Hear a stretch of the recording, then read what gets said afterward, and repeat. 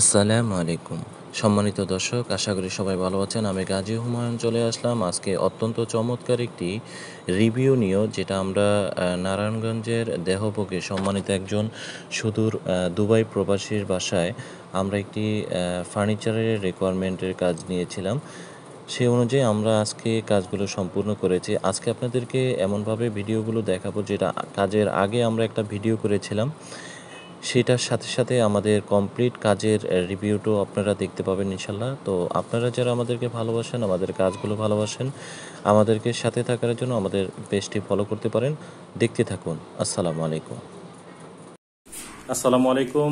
আজকে আমরা চলে আসলাম আপনার নারায়ণগঞ্জ দেওবগে। আমরা এখানে একটি পুরাতন বাসায় ইউজ করা বাসায় কিছু ফার্নিচার তৈরি করতেছি সম্পূর্ণ অ্যালুমিনিয়ামের মাধ্যমে। এই জায়গাটা আমরা একদম উপরে ক্যাবিনেট করে এখানে একটা মিড সেল টাইপের ক্যাবিনেট করে দিব।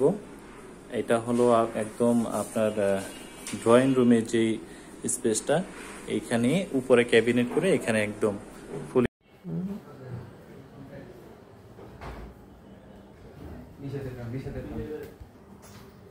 এরপরে আমরা এই রুমটাতে যখন যাই, এই রুমে আপনার একটি বেডরুম, এখানে আমরা এখানে একটা ক্যাবিনেট করে দিব ওয়ার্ডরোব টাইপের। নিচে ওয়ার্ডরোব থাকবে, মাঝখানে ক্যাবিনেট, উপরেরটা হলো শুধু ডোর করে ক্যাবিনেট হয়ে যাবে একদম সিলিং পর্যন্ত।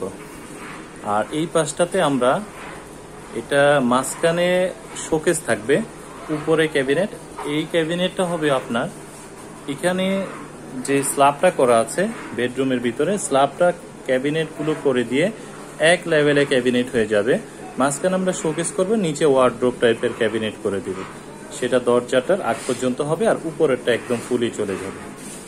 এই জায়গাটা একটা গ্যাপ আছে, আমরা এখানে শুধু শেলফ করে দিব। এটা বেডের ব্যাক সাইড থাকবে, তো চাইলে প্রয়োজনে বিভিন্ন জিনিস রাখতে পারবে, শুধু শেলফ।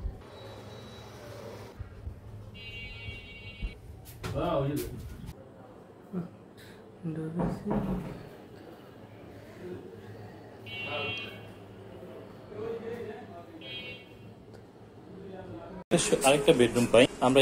এই বেডরুমটাতে ঢুকি, এই বেডরুমেও একই অবস্থা। এখানে অলরেডি খাট রাখা আছে, বাসাটা মোটামুটি কাপড় চোপড় অগোছালো আছে। তো আমরা চেষ্টা করবো ইনশাল্লাহ চমৎকার ভাবে ক্যাবিনেট গুলো করে দিয়ে।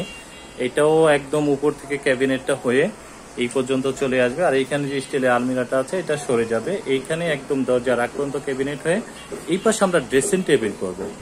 ড্রেসিং টেবিল করে এখানে 4 ডোরের একটি আলমিরা করে দিয়ে আমরা টোটালি এই ক্যাবিনেটের এই রুমটিকে ডেকোরেট।